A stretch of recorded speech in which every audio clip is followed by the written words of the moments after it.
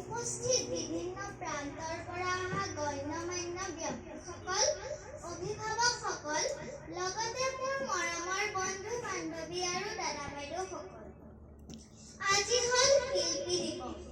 নৱবৈষ্ণৱ যুগৰ এক শৰণ নাম ধৰ্মৰ প্ৰচাৰ কৰা শ্ৰীমন্ত শংকৰদেৱৰ পিছৰ মহান ব্যক্তিজনেই হ'ল ৰূপকোঁৱৰ জ্যোতিপ্ৰসাদ আগৰৱালা।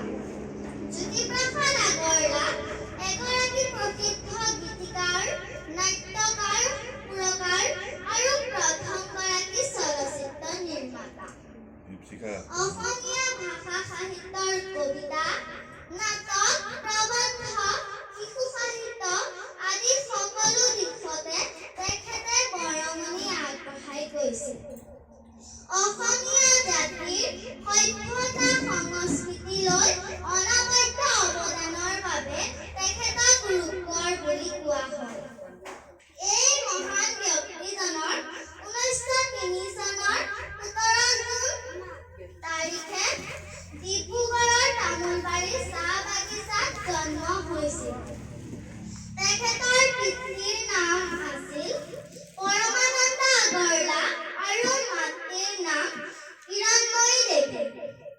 জ্যোতিপ্ৰসাদ আগৰৱালাই অসম আৰু কলিকতাত স্কুলীয়া শিক্ষা আহৰণ কৰিছিল।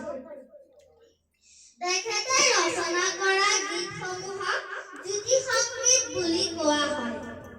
আগৰৱালা দেৱে ৰচনা কৰা উল্লেখনীয় নাটক কেইখন হ'ল শোণিতকুঁৱৰী, নিমাতী কন্যা, লভিতা, খনিকৰ ইত্যাদি।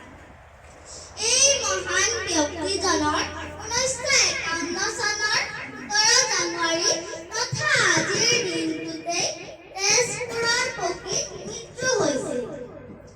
সুন্দৰৰ পূজাৰী জ্যোতিপ্ৰসাদ আগৰৱালাক শ্ৰদ্ধা ভক্তি দিয়াৰ লগতে তেখেতৰ গীত মাতবোৰ সদায় জীয়াই ৰাখিবৰ বাবে প্ৰতি বছৰে 17 জানুৱাৰী তাৰিখে শিল্পী দিৱস পালন কৰা হয়। ময়ো এই মহান ব্যক্তিজনৰ আত্মাৰ সদ্গতি কামনা কৰি মোৰ চমু বক্তব্যৰ সামৰণি মাৰিলোঁ।